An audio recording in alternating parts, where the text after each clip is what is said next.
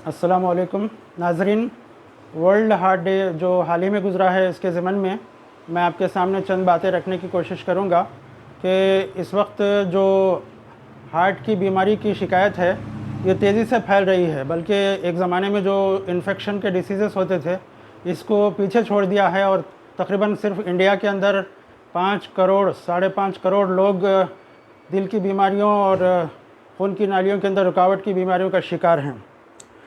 तो world heart day जो अब हम मनाने जा रहे थे, इस सिलसिले में जो हम लोग बताना है वो हमारी सबकी ज़िम्मेदारी है, हम सब की, कि हम लोगों को जागरूक करें, बाशऊर बनाएं।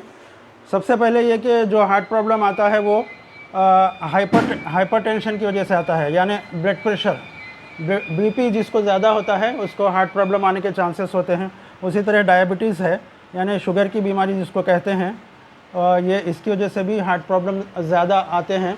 और फिर कोलेस्ट्रॉल है, यानी कि खून में चिकनाई के मादे। उसी तरह जो सेडेंट्री लाइफ है, यानी जो जिस्मानी मेहनत और हरकत ज़्यादा नहीं करते, ऐसे लोगों में भी ज़्यादा ये देखने में आया है। तो असल हार्ट प्रॉब्लम आता इसलिए है कि फ़र्ज़ कीजिए हार्ट है, तो ये खून की जो ब्लड वेजल्स हार्ट पर होती हैं, इसमें एक किस्म का मादा जमा होने लगता है।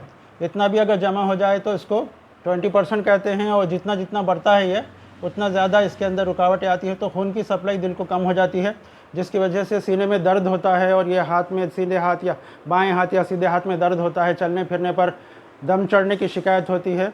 तो ऐसे हालात में डॉक्टर से मशवरा करना और लाइफस्टाइल मैनेजमेंट, लाइफस्टाइल चेंजेस के ज़रिए से अपनी बीमारी पर कंट्रोल करना नहायत ज़रूरी है।